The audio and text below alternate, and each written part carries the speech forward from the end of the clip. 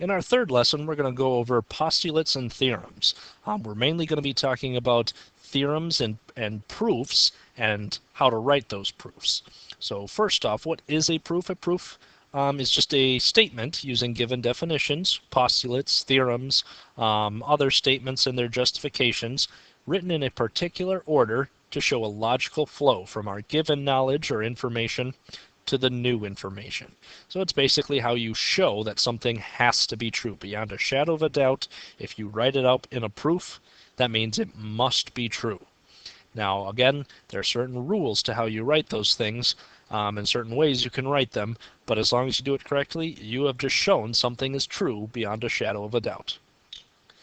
There are three different kinds of proofs that we can write. There are paragraph proofs, two-column proofs, and flow proofs. The most common one we're going to be doing is two-column proofs, but we're going to look at the other ones as well. A paragraph proof is just statements and reasons that are written together in a logical order in paragraph form.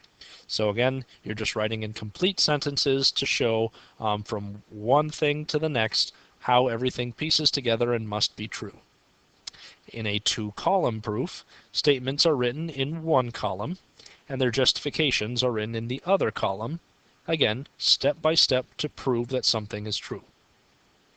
And in a flow proof, statements are given in boxes, one connecting or logically flowing to the next, with reasons written on the outside of each box. So the ways that you are proving or showing from one thing to the next.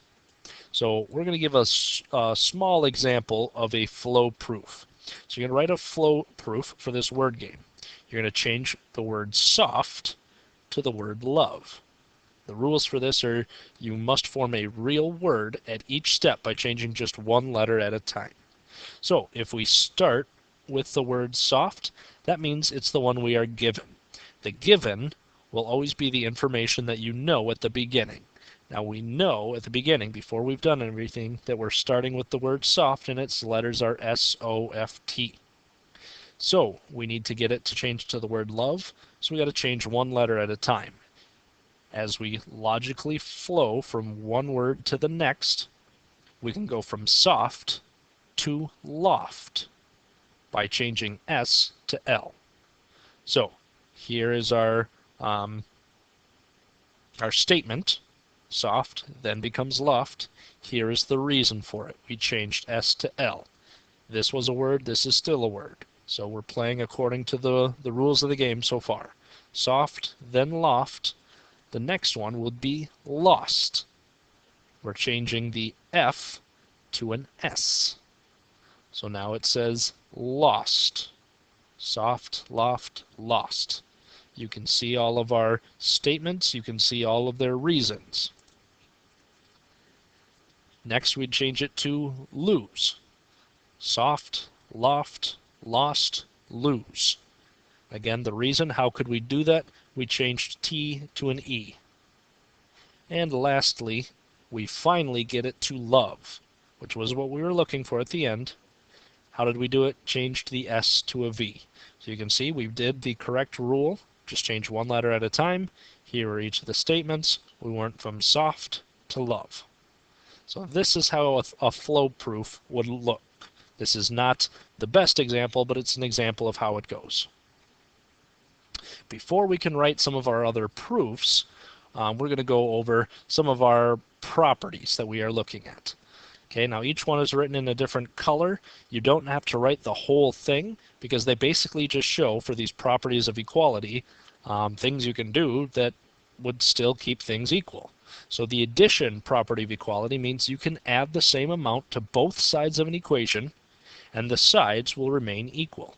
Makes sense. If I have one expression over here equals another expression and I add 12 to both sides, well, they're still equal.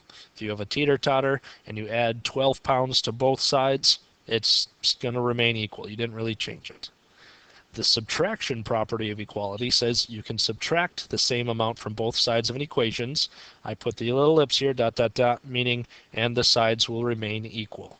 Nothing really changes. Multiplication property of equality, you can multiply the same amount to both sides of an equation and the sides will remain the same. Division property of equality, you can divide the same amount from both sides of an equation and the sides will remain the same. These all kind of say the same thing. You can add, you can subtract, you can multiply, you can divide. It must be the same amount. You have to do the same thing to both sides and then you haven't really changed anything. There are some other properties though.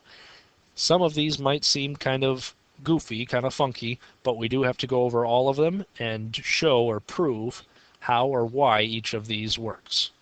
So the reflexive property basically says for every real number x, we can know that x equals x. Basically, something always equals itself, which, again, kind of like duh, right? But we do need to mention that because that will be, it'll become a part of some of our proofs later on. So we do need to know the reflexive property. Doesn't work just for numbers, it also works for like line segments or angles. An angle always equals itself. So reflexive property, something equals itself. The substitution property, this one's going to be kind of funky. For all real numbers, if we have a bunch of numbers, x, y, z, and a, so 4 different numbers, if x equals z, so these two are the same number, and x plus y equals a, so these two added up equal this number, then I can replace x with z, because these two were equal to each other, and we would call it z plus y equals a. Instead of x plus y equals a, it would be z plus y equals a. Basically saying you can replace values if they are equal to each other. So substitution property, you might also call it the replacement property, but officially we call it substitution. You're just plugging in one value for another.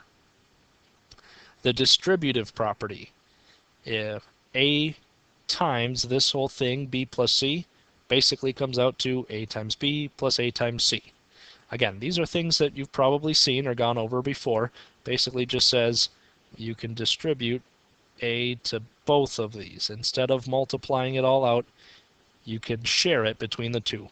Same thing if there's a subtraction sign here, it just looks like this. That's our distributive property. Officially, that is its name. That's what it's called. Transitive property, this one is very, very similar to our substitution property, but it more means an entire side, not just pieces. So it means for all real numbers, x, y, and z. If x equals y and y equals z, then we know for sure x has to equal z. If you want to put that in like a real life perspective, let's, instead of saying x, y, and z, we'll say Bill, Tom, and John. If Bill is the same age as Tom, and Tom is the same age as John, then Bill must be the same age as John. And that should make sense. They all have to be the same exact age.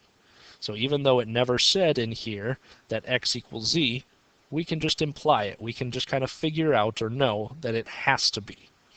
Now the difference between transitive and substitution property is transitive, you're replacing an entire side, not just one piece of it. So technically, they are kind of the same thing if one whole side is just one letter.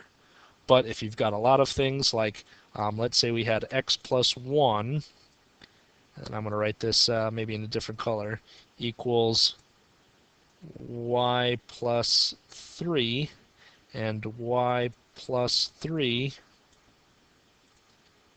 equals z minus 7, then we could replace this whole side, take this whole thing and just put it right here, replace that one. I'd have to move this aside, and say x plus 1 equals z minus 7. Right? We're just replacing an entire side with another one to show that they are the same thing. Get rid of these now. There we go. Last one for this piece. Definition of a square root. The square root of a number is the number that can be multiplied by itself to result in that value. There may be more than one square root. So for notation-wise, when you're writing this, If v is our given number, or our value, and then r is the square root of v, then we would say either r squared equals v, or you would write it as the square root of v equals positive or negative r. You have to say the positive or negative part because r times r equals v, and also negative r times negative r equals v. Because remember, negative times a negative is a positive. So you have to write both of them. The square root is both the positive and the negative version. Don't forget those. Last two things on here, definition of an even number and an odd number. We would say x is an even number if there is some number n such that x equals 2n. So when I am talking about n in this case right here, I'm actually meaning whole numbers. So not decimals, not fractions. If there's a whole number n such that 2 times n equals x, then it is an even number. So 8 is even because 2 times 4 makes 8. Similarly, we could also say maybe 10 is even because 2 times 5 makes 10. So that's how you check to see if something is even or odd. That's the official definition. Same thing down here, the official definition of an odd number is that there's some whole number. So again, I said number here. It should really be a whole number, no decimals, no fractions, such that x equals 2n plus 1. So we're going to use the same 4 and 5. Plug in a 4 right here. 2 times 4 is 8, plus 1 would be 9. So 9 is officially an odd number. Let's get rid of that and say 5 like we did before. 2 times 5 is 10, plus 1 is 11. So 11 is officially an odd number. Those are technically the actual definitions of even and odd. You will need to know those for some of your problems. We're going to go over examples in our next video then.